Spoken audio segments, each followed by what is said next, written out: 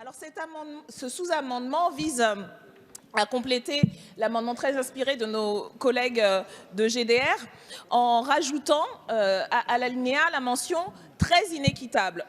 Puisque nous sommes un peu dans la soirée de toutes les vérités, après l'aveu fait par monsieur le rapporteur sur le fait que la réforme n'était pas très universelle, parfaitement universelle, il nous semble important de continuer sur cette bonne voie en inscrivant dans le marbre à quel point cette réforme n'était pas parfaitement équitable. Elle n'est pas équitable, cela a été indiqué vis-à-vis des plus hauts revenus qui sont invités à échapper à la répartition et à privilégier la capitalisation. Elle n'est pas équitable vis-à-vis de tous les secteurs dont les spécificités dues aux conditions de travail, dues aux pénibilités sont effacées, alors que vous choisissez d'octroyer à la carte, un peu à la tête du client, en fonction de si elle et il permettent de maintenir, comme les forces de police, la répression au plus haut niveau, ou alors qu'elles permettent d'acheter quelques voix aux élections, comme pour les sénateurs et sénatrices.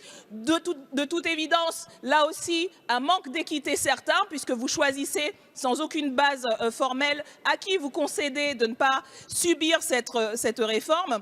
Elle est inéquitable de manière générale vis-à-vis des Français et Françaises, puisque vous allez obliger la majorité d'entre nous à travailler plus longtemps pour des pensions plus faibles. Bref, il nous semble que, étant donné que c'est la réforme majeure de votre mandat, il est important que les choses soient dites, clairement dites. Voilà pourquoi il faut sous-amender ce très bon amendement de nos collègues de GDR en indiquant que votre réforme est très inéquitable. Vous aurez au moins fait preuve de lisibilité, à défaut de nous permettre d'accentuer la lisibilité en défendant tous nos amendements.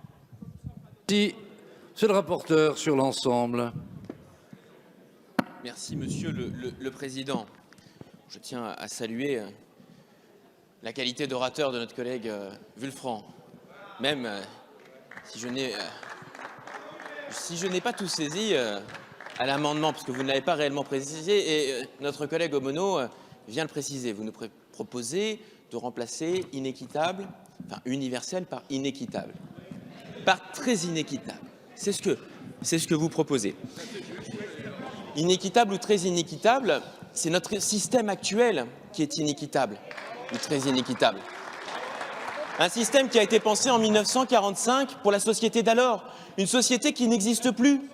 Un système qui a été pensé par des hommes, pour des hommes, dans une société où l'on commençait à travailler à la vingtaine, dans une entreprise ou une administration, où on y faisait toute sa carrière de manière linéaire et ascendante.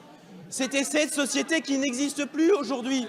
C'est ce système qui aujourd'hui fait que les pensions des femmes sont 42% inférieures à celles des hommes.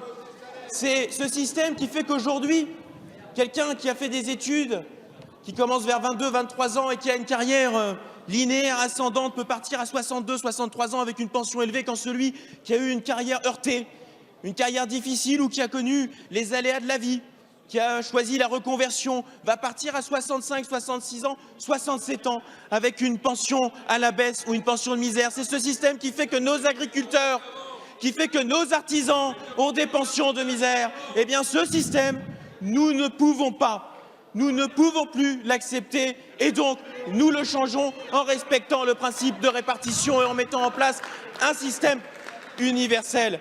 Parce que dans ce système universel, nous faisons le choix des mêmes droits pour toutes et pour tous. Nous faisons le choix d'un système qui prend mieux en compte les spécificités des uns et des autres. C'est peut-être difficile, mais nous le faisons pour les générations d'aujourd'hui et les générations de demain. Merci, Madame Obono. Oui, j'ai vu. Je n'oublie aucun d'entre vous. Merci, Monsieur le Président. Alors, le rapporteur fait le constat des limites du système actuel, mais nous en convenons. Nous n'avons jamais dit le contraire. Nous avons même expliqué comment les réformes successives à la suite desquelles vous vous inscrivez ont participé à affaiblir le système tel qu'il était pensé pour aller à l'origine, il était pensé pour être amélioré. Les fondateurs et fondatrices n'ont jamais prétendu qu'il était parfait, n'ont jamais prétendu qu'il ne fallait pas l'améliorer. Et ce qui s'est passé, et ce que vous faites, ça a été d'accentuer les inégalités et d'accentuer l'inéquité. Donc, effectivement, actuellement, il faudrait une véritable réforme de ce système. C'est ce que nous proposons dans le contre-projet que nous avons défendu et que vous avez tous et toutes lu et sur lesquels nous n'avons jamais entendu la moindre argumentation de fond. Pourquoi on ne pourrait pas rendre effectivement le système plus équitable en étendant par exemple les critères de pénibilité à tous ces nouveaux métiers, les métiers du soin, aux personnes âgées, aux enfants, parce que effectivement, ça devrait compter dans la retraite, le fait d'avoir ces métiers pénibles. Et c'est ça, être au 21e siècle, à l'écoute des nouveaux secteurs.